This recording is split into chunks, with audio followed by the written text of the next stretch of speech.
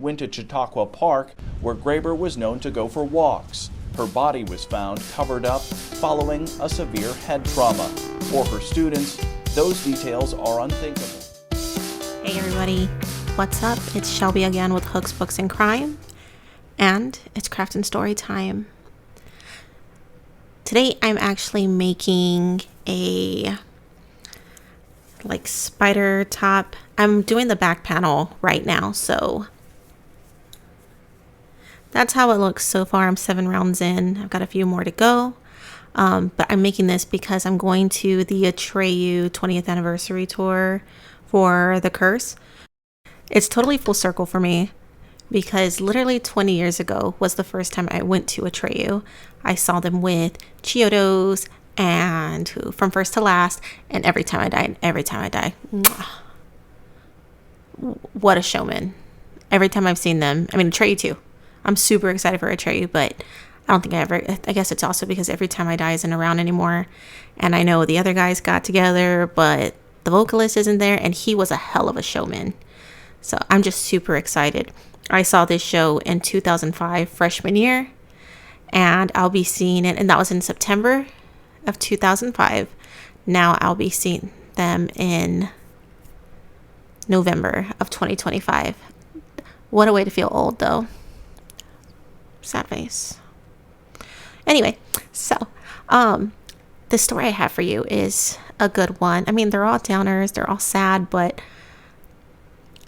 I think the reason why this always resonated with me was one, the effects of the pandemic that we hear about constantly that some people have had, as well as this woman really reminds me of someone that I had back in high school, and I'll get into all of that.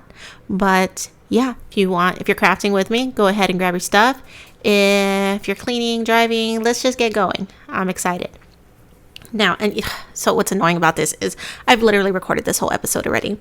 And because I'm smart, I just assumed that when I was exporting everything that it was all good. So I deleted everything. Boy, was I wrong. I only exported the second half of the episode and I couldn't recover any of it. So I have to do this all over again. Oh my God. It's so ridiculous. I swear. But I'm hoping because I did this a few days ago. There's really no reason. I swear if my first cut comes out better than my second, I'm going to be pissed because I just did all of this. And with all the editing and everything, you hear all of it multiple times. So I have no excuse. But we shall see. I don't know why I crossed my eyes at my microphone and everything. That was weird. Okay. But yeah. So, alrighty. It is November 2nd. In 2021, and a 911 call comes in to Fairfield, Iowa. And the caller, his name is Paul Graber. And Paul is calling because his ex-wife, Nohema Graber, she hasn't arrived home. They're divorced, but they're still very close. And Nohema, we're all creatures of habit. Nohema, her habit, the way she liked to end her day was after she finished work, and she was a school teacher. She was a high school Spanish teacher. She would go to a local park and have a nice walk. That was the way she would decompress and just take in the scenery. This is Iowa, so you got the 4 seasons. It's November, which I'm in the South, so I'm probably very wrong, but I don't think I'm that wrong. But you have the changes of color in the foliage. It's probably a little brisk, so it's not hot the way it can be here in November. It sounds beautiful. I totally get why she is doing this. Nature really has a way of bringing you back in and washing away whatever's there, or just clear your head. It sounds amazing. And she left school. She was at her job, but she never came home for her walk. And Paul is ruled out. The investigation starts immediately. This is a small town, but it's from what it seems like, it's a small town that doesn't feel like a small town, if that makes sense. I don't know how to explain that, but that's the sense I get just from hearing about this little town. But so she's missing. The next day, November 3rd, Nohema Graber's body is actually found in the park. She's found towards the north side of the park, and she's actually bludgeoned to death. Somebody beat her to death, and specifically all completely aiming for the head. And this is an older woman also, which really like grinds my gears. I hate that. I hate crime on children. Murder's terrible, but every time it's children and like people who are older, I feel like you're being an asshole. And is that a fucking ghost? Oh, Wilfred. You can't see him, but my dog just walked in. Oh my god. Let me see. Where you at? There he is. Wilfred. That's Wilf. He's so cute. Oh my god, he fucking scared me though. I don't want my door behind me now. I'm scared. Okay. I'm sorry. Okay. So, then she's found there's a tarp covering her, railroad ties, as well as a wheelbarrow. Don't ask me what railroad ties are. I said ties, not tides. Ties. I said I was going to Google these, and even said in like my first cut, I said I was going to Google them. I still didn't. Sorry. Maybe I'll put a picture up. Don't count on it though. I don't know. They find her there, and they start asking around, because really this is most definitely a beloved member of the community. Everybody seems to adore her. Her students have great things to say about her. Her peers, her coworkers, nobody knows anybody who could have this much of, like, I guess, venom towards her. They can't think of anybody. So when they go ahead and they go to her school and they start just interviewing students, 2 kids come up. Well, mainly one. I'm not even going to say 2. 1 kid comes up. His name being Willard Chaden Miller. I swear that wasn't a ghost. That's my man coming home. I heard him, so I'm not going to freak out that time. Okay, but so Willard Chaden Miller comes up, and he's a 16-year-old student, and he comes up because apparently this kid, they had heard him just recently arguing with her about his grade. She failed him on something, and he's pissed because it's going to lower his GPA, and because now he can't go on the trip to Spain. Like, excuse me? Spain? What school are y'all going to? Damn. But I mean, I don't know. I guess that's like such a foreign concept to me because of the school I went to. That just didn't happen. At most classes didn't even leave the state. We went to Houston to see NASA. I think I don't even know where my senior trip went. I didn't go. But, yeah. So he wasn't going to get to go to Spain. And he's like, oh no, I hate her, me. So he's pissed about that. And students also, a bunch of his friends came forward, not a bunch, but some other students came forward, and just to report like these horrible things he had been saying. And they really recalled right away that as it's gotten closer to this date that she's gone missing, they've become more personal, more malicious, and more intentional. This kid was saying things like, first it was just kind of like threats and just like, like this disdain for her. And then it eventually turned into, well, don't get attached. She's not going to be here much longer anyway. Like, what the fuck is that supposed to mean? So when she went missing, these kids were just like, that guy, look at him. Don't look at me. I think she's great. And I mean, she really was. So Nohema Graber was this Spanish teacher. She's from Jalapa, Veracruz, Mexico. She was a flight attendant. She was one of the first women in her area, I think even Mexico, to receive her pilot's license. And she just seemed like this beacon of light. She wanted everybody to smile. She wanted everybody to be happy. She seemed just like grateful to be alive, and she wanted to live, and she wanted to experience life with everybody. She just wanted to make people smile And I mean, what a teacher to have. What a mom to have. You have all this positivity, and she seems like she had a lot of patience. She had standards, though. And that's what you need in a teacher. She definitely was not this teacher who was going to pass the buck off to the next teacher. Like, you know what? I'm done with this kid. He's the next teacher's problem. That wasn't her. She wanted you to grow. And I mean, really, that's preparing someone for healthy adulthood. Understanding that, one, things don't go your way. If you want something, you need to put the effort in. And if it was easy to get, probably wasn't worth having in the first place. She's teaching a work ethic. And not just that, what a person to teach you a work ethic, not some hard ass who's just talking down to you. She was encouraging, but stern. And I feel like those are always the most effective teachers.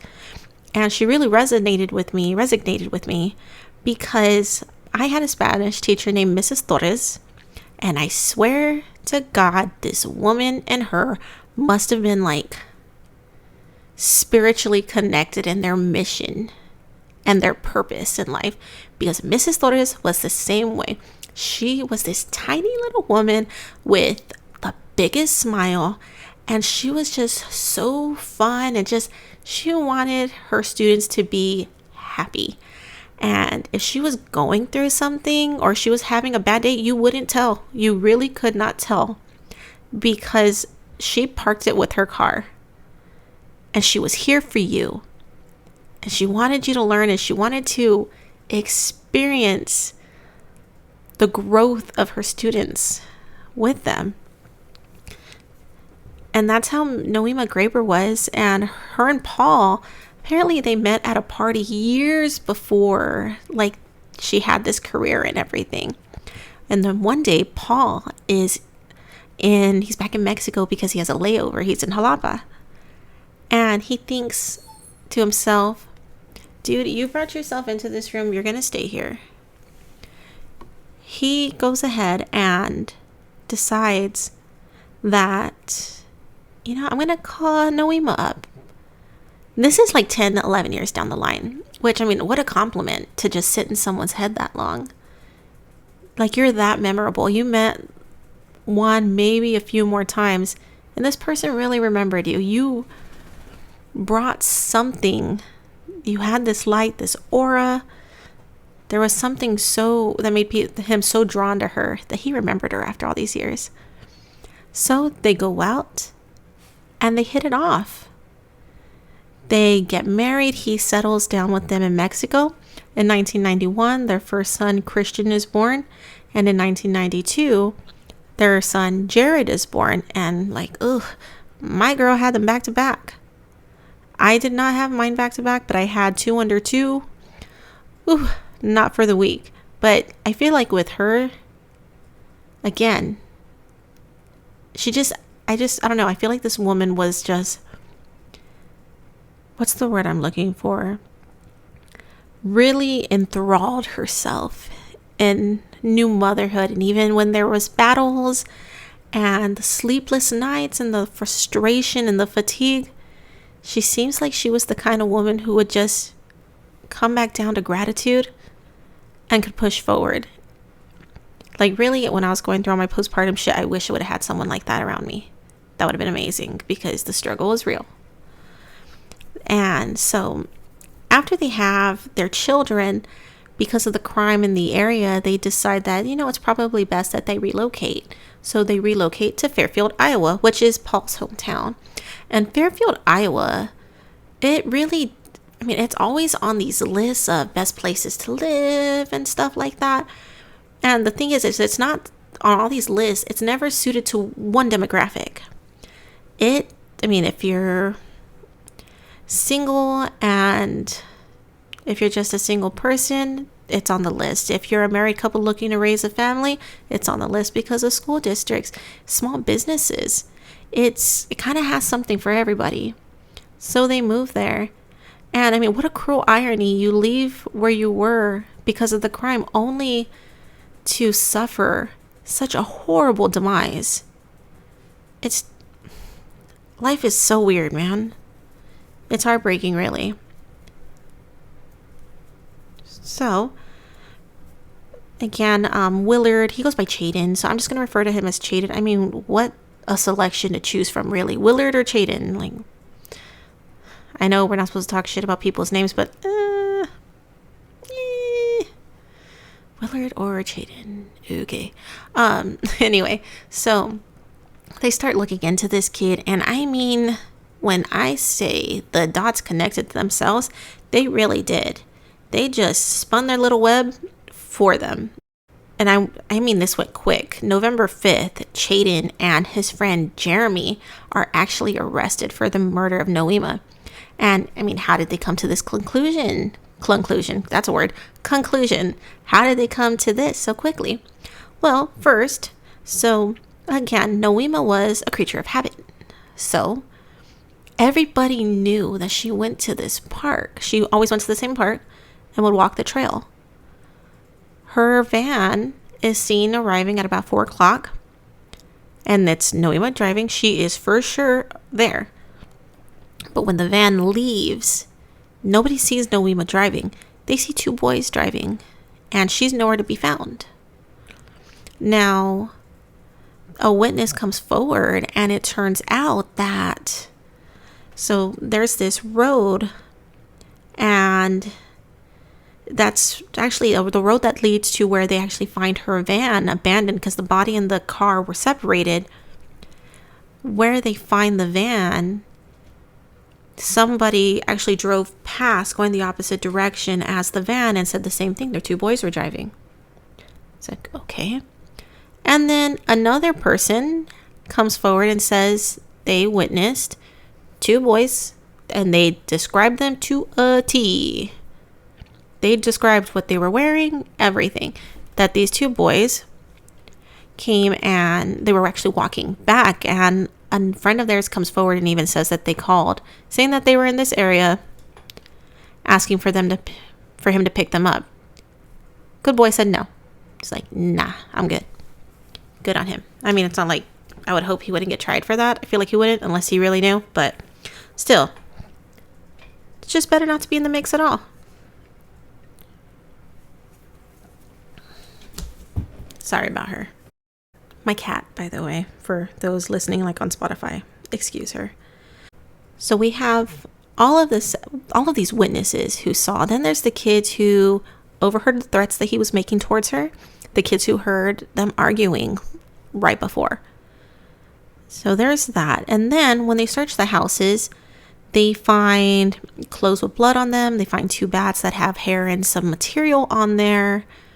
And then probably the most incriminating thing, really, like if this wasn't enough, Snapchat. The boys Snapchatted pictures of them with the wheelchair. What the hell am I saying today?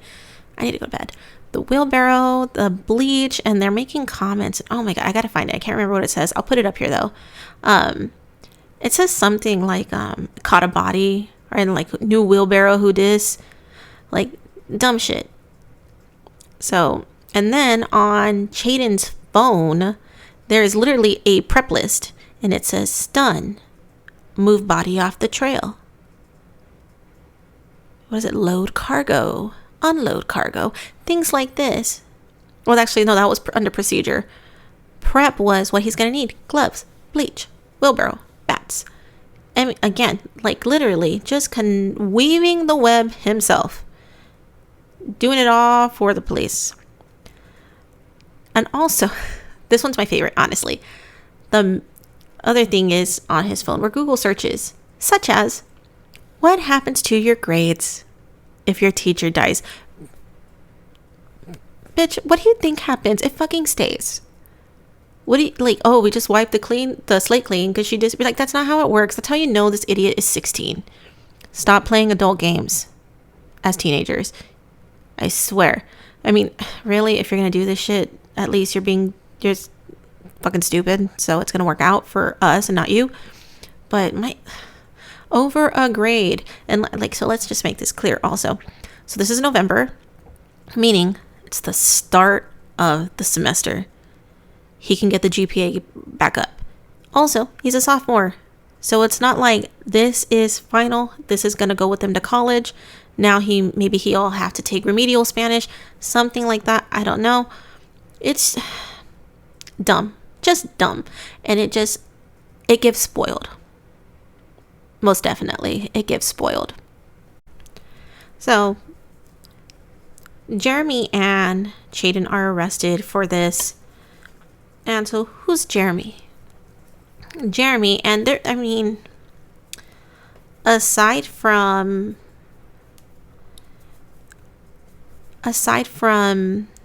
this sticking out because of how similar Nohema was to the Spanish teacher I had,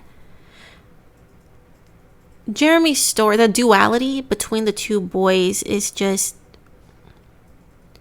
it's fascinating in a way, because they two different backgrounds, and just one, honestly, it's just a difference in attitude, and you'll see what I mean. I'll put like their statements and stuff. I'll put some stuff up so you can see the difference. But Jeremy he's also 16. He's Chaden's best friend, but Jeremy is definitely a hurt kid. Over the recent years, this kid's gone through a lot. And that doesn't condone his behavior. That doesn't condone his actions and his choices. And I most definitely think that was part of the case here with him. One boy is clearly spoiled, and I don't believe he's a narcissist or anything like that. I know, like, people love to throw that word around right now. It's such a buzzword. And it's always somebody's ex-boyfriend. You ever notice that? It's always somebody's ex-boyfriend who's a narcissist. I'm not saying the guy wasn't wrong in these cases. I don't know.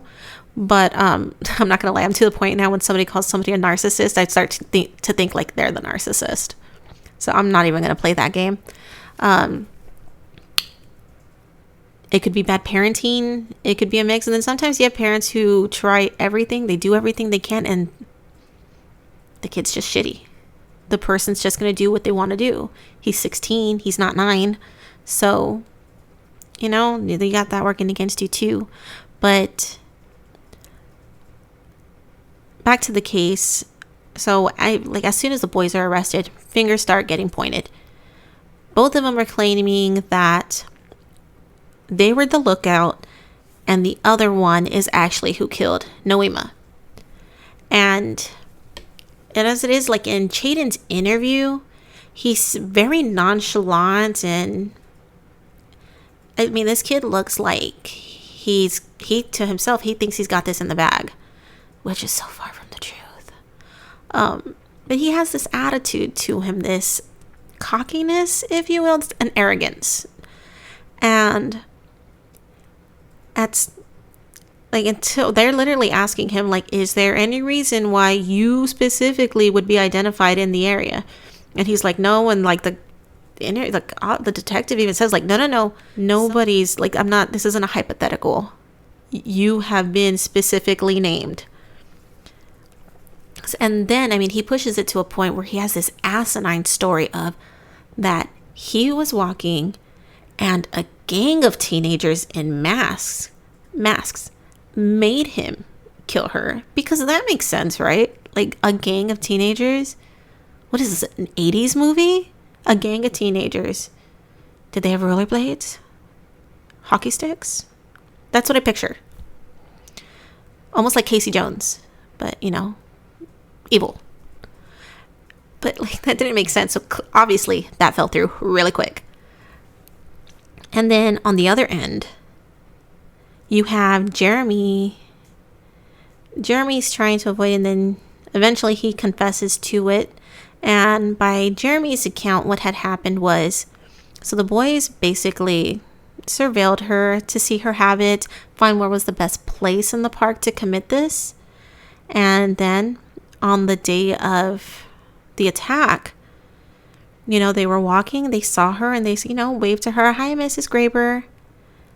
And they pounced. One of them looked back to make sure there was nobody behind them, nobody near them to see, and they hit her with the bat.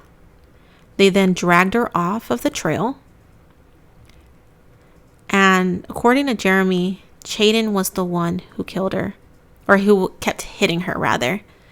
But then Jeremy even says, once we were leaving, I looked back and he went back and finished her off.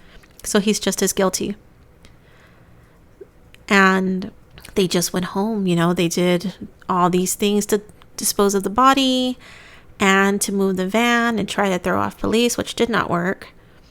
And again, all while fucking sending Snapchats. And of course, they deleted these messages after.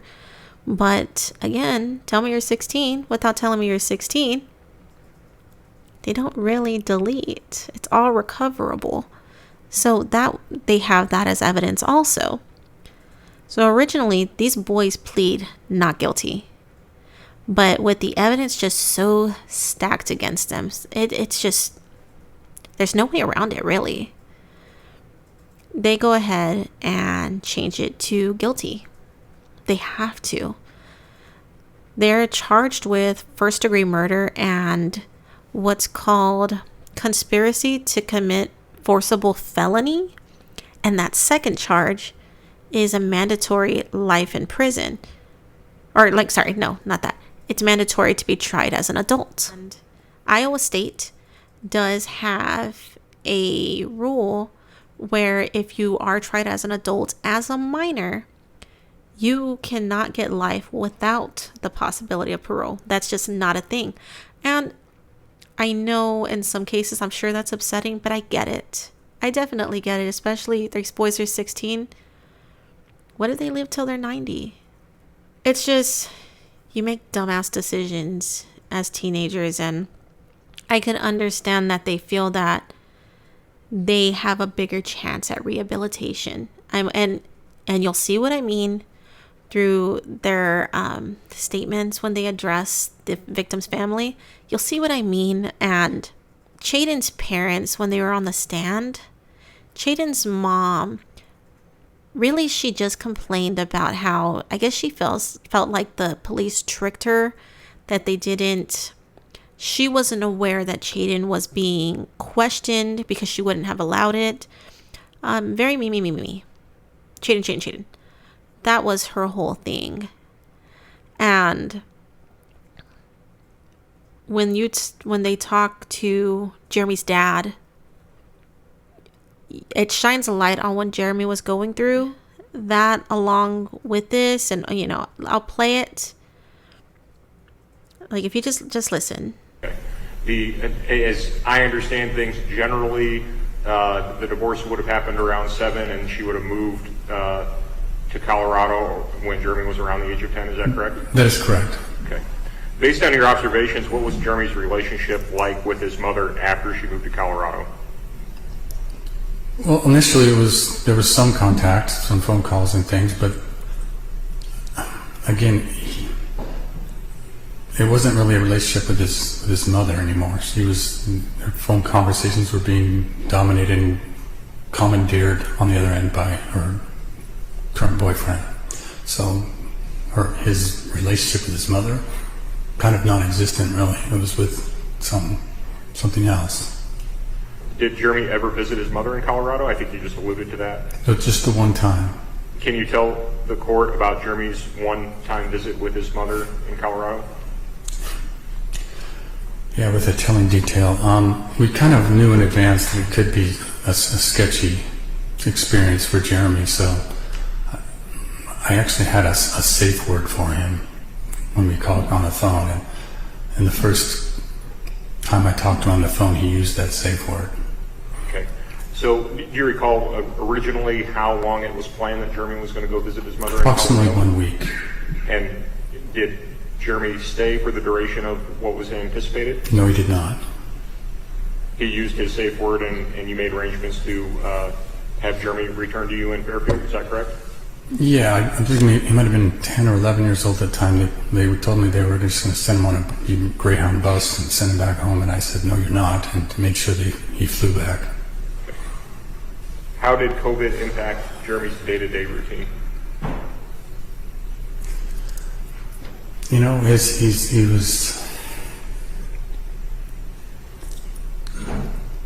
his mom kind of abandoned him.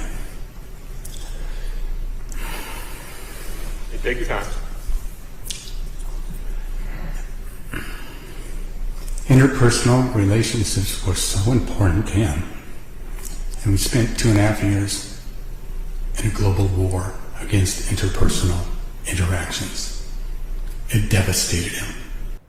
So you hear that, and again, doesn't condone his actions, doesn't excuse him of this choice, nothing like that. It's nothing like that. But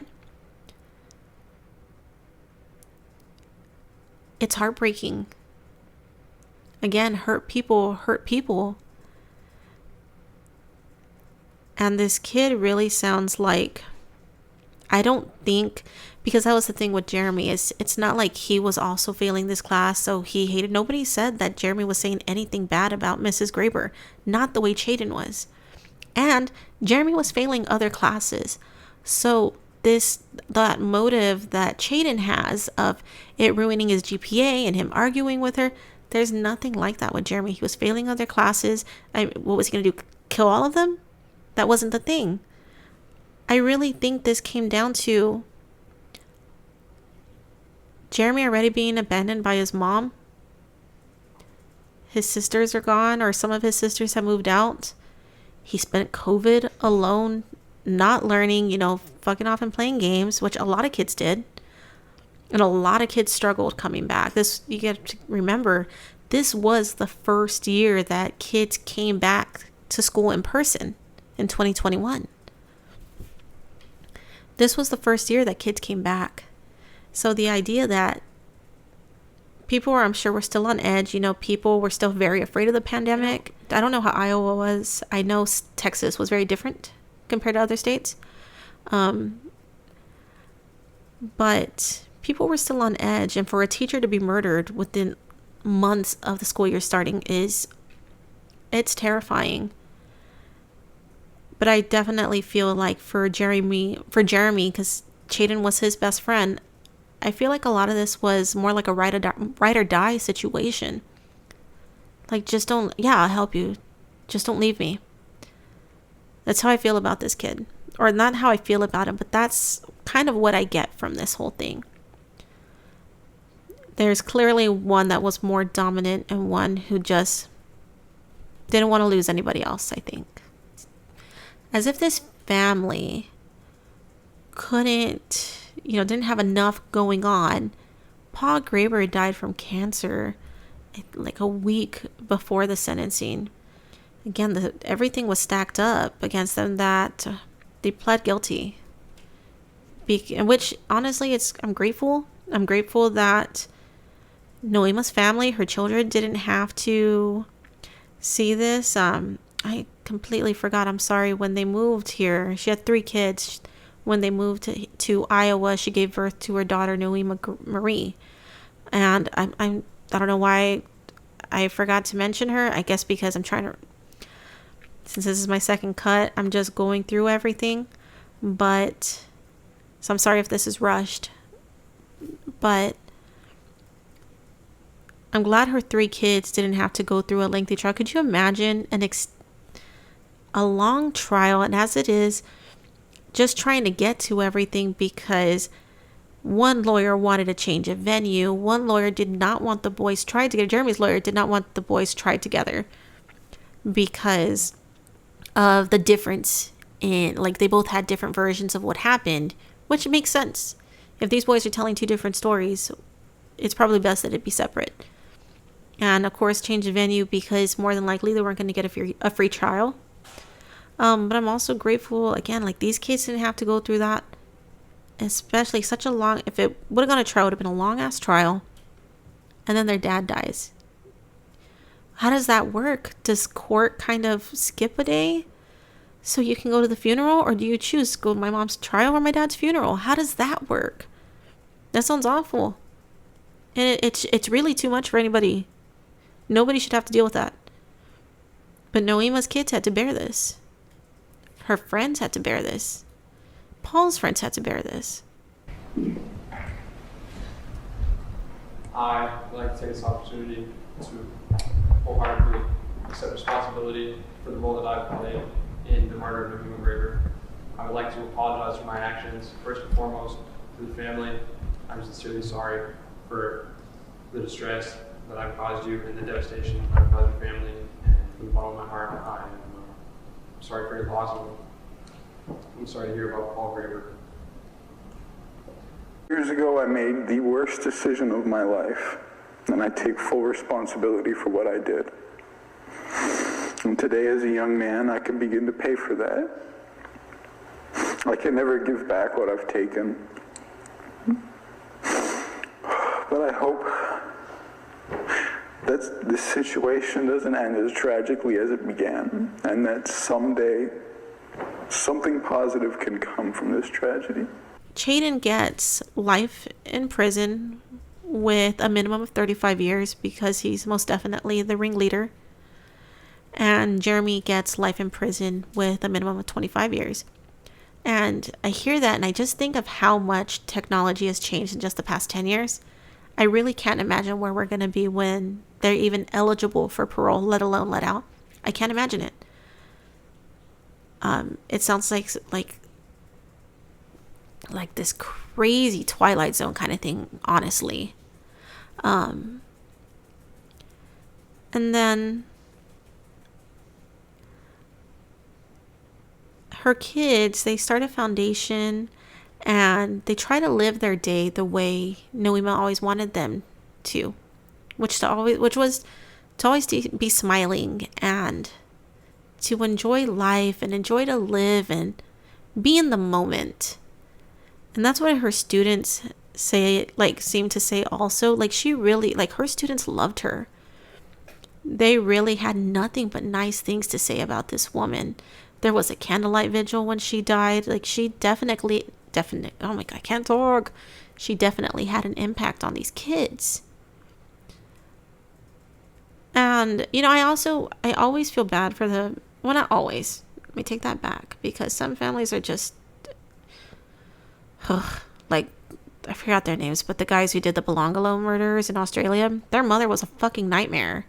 She's just a shit woman with shit kids. And I mean, if that's harsh to say, you look it up. She had 13 fucking kids that were always in prison and always doing dumb shit. And she was just like, no, they didn't. They didn't. So, no, I can say that. She's a shit fucking person. So I don't feel bad for her.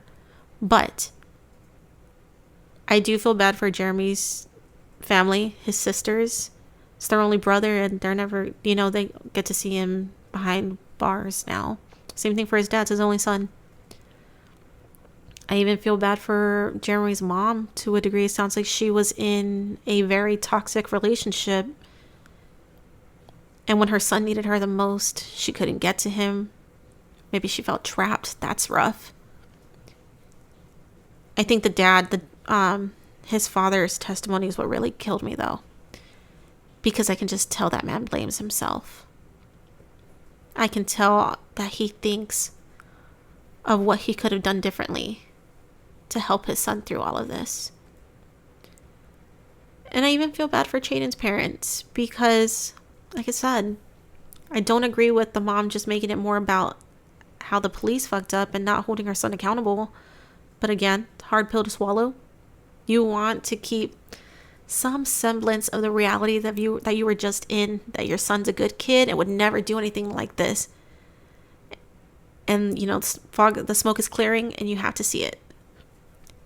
But I have no doubt that the community probably treated them differently also. There's probably questioning the home life, the kind of parents they were, all of their dirty laundry getting aired out. People get really vicious, and they really just need a slight push or just a little opening for it all to come out, what they really think about someone. But it's great to hear that this victim, Nohema, that she touched so many lives. And I really wish all of them the best, her kids the best. And I hope those boys turn it around while they're in prison. They're young. You can change when you're that young. It's harder to change when you're older. But that is the tragic story of Nohema Graber. I'm sorry if I rushed through this. I'm trying to go off of memory instead of stopping and checking my notes. I didn't really crochet anything. sad. But I thank y'all for joining me. Please like, share, subscribe, follow. I'm on TikTok, Instagram. I don't get to post as much. I got so much going on. TikTok, Instagram. I have a Facebook now. It's like the one I'm least active on, but I'm working on it. But yeah, I thank you for joining me, and I'll catch you on the next one. Okay, bye.